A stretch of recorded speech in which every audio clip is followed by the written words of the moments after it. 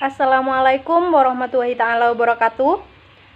Sebelumnya, perkenalkan dulu, saya Sri Wahyuni dari Manajemen C20 Universitas Kyai Haji Bahuddin Mudari Madura dengan MPM 2002210108. Pada kesempatan hari ini, saya akan menganalisis faktor eksternal dan memberikan contoh perilaku konsumen terhadap pembelian suatu produk.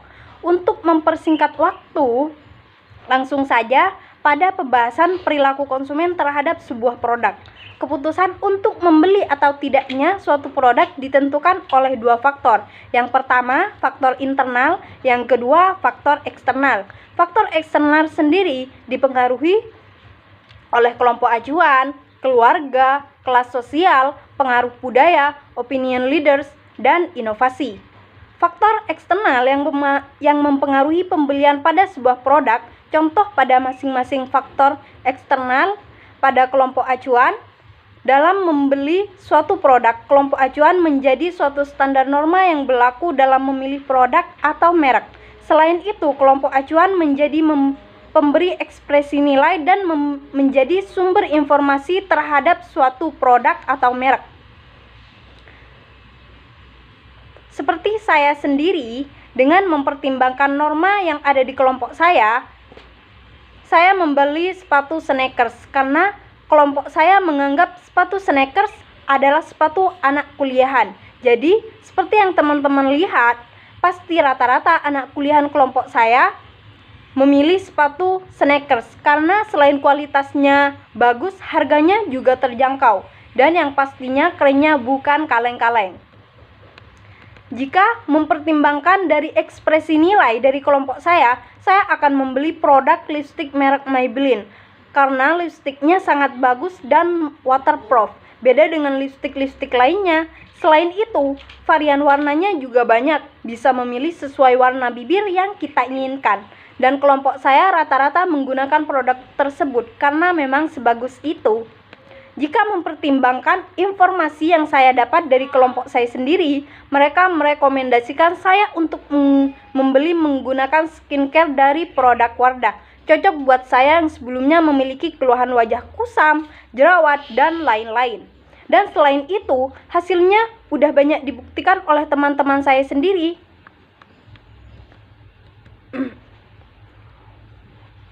Sekarang wajahnya sudah glowing dan semakin cantik.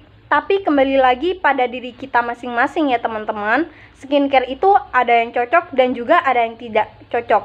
Dan kebetulan saya dan teman saya cocok menggunakan produk Wardah. Nah, yang kedua ada keluarga.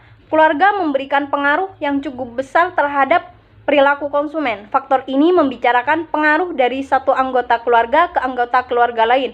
Berlaku juga untuk beberapa anggota keluarga dengan satu anggota keluarga saja. Contoh dari keluarga saya sendiri, dari ayah, ibu, adik, dan saya sendiri yang mendominasi untuk membeli perlengkapan dapur seperti sabun cuci piring itu ibu. Biasanya ibu membeli merek Mama Lemon karena sabun itu sangat efektif digunakan untuk menghilangkan lemak dan bau amis, noda bermandel pada peralatan dapur. Dan yang mendominasi untuk membeli perlengkapan rumah seperti cat tembok itu ayah. Biasanya ayah membeli cat merek Avitech karena selain harganya yang terjangkau juga tahan terhadap perubahan cuaca yang ekstrim. Dan adik saya yang mendominasi untuk membeli camilan seperti coklat coki-coki. Nah, adik saya ini memang tidak memiliki daya beli, tetapi ia bisa mempengaruhi keluarga orang tua saya atau keluarga saya untuk membeli cemilan tersebut.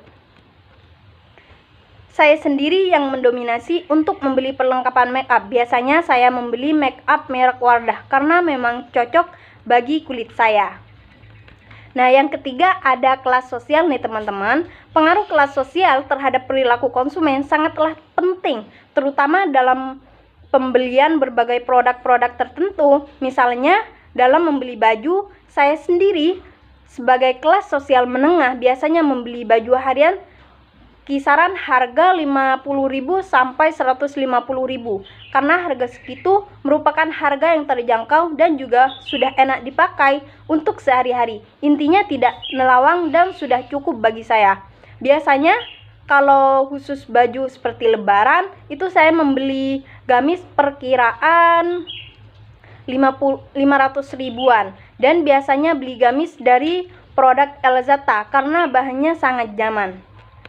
Nah, dan yang keempat ada budaya. Kebudayaan adalah faktor penentu keinginan dan perilaku seseorang, terutama dalam perihal pengambilan keputusan dan perilaku pembelian. Nilai budaya memberikan dampak yang lebih pada perilaku konsumen, di mana hal ini dimasukkan ke dalam kategori-kategori umum, yaitu berupa orientasi nilai-nilai lainnya, yaitu refleksi gambaran masyarakat dari hubungan tepat antara individu dan kelompok dalam masyarakat. Contoh untuk daerah sekitar saya, biasanya warga sekitar makan nasi dengan lauknya ada cakalan, tempe orek, tahu, dan lain-lain. Untuk cemilan, biasanya cenderung membeli cemilan kemasan yang ada di toko-toko sekitar. Nah, yang kelima ada opinion leaders. Opinion leaders adalah orang yang langsung berhubungan dengan produk dan memberikan saran atau informasi tentang produk jenis produk tertentu, seperti merek apa yang terbaik atau bagaimana manfaat produk tersebut. Nah, untuk contoh leader yang saya pilih yaitu adalah artis Nagita Slavina terkait merek sabun Lifebuoy, karena Nagita Slavina adalah seorang artis yang cukup update mengenai produk dan sabun. Sampo Lifebuoy itu sendiri diambasadorkan oleh Nagita Slavina yang terkenal dalam masyarakat, sehingga banyak yang tertarik untuk membeli merek Lifebuoy tersebut. Apalagi Nagita Slavina merupakan ibu rumah tangga yang pasti banyak ibu-ibu rumah tangga lain sangat tertarik untuk mencoba sabun Lifebuoy tersebut. Nah, dan yang terakhir ada inovasi. Inovasi berupa ide, gagasan, dan praktek yang dilandasi dan diterima sebagai sebuah hal baru, baik oleh seseorang atau kelompok untuk diaplikasikan. Tingginya persaingan dalam industri dunia membuat berbagai perusahaan berlomba-lomba untuk menciptakan keunggulan kompetitif, berbagai strategi agar perusahaan dapat bertahan di tengah-tengah persaingan yang ketat. Nah, dan di sini ada salah satu strategi yang membuat persaingan ini dapat berkembang, yaitu dengan adanya inovasi. Nah, dari suatu produk, sehingga inovasi sangat berpengaruh terhadap keputusan pembelian.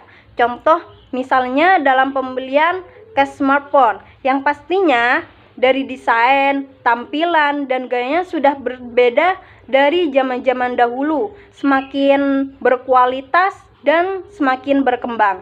Mungkin hanya itu yang dapat saya sampaikan, kurang lebihnya mohon maaf. Wassalamualaikum warahmatullahi wabarakatuh.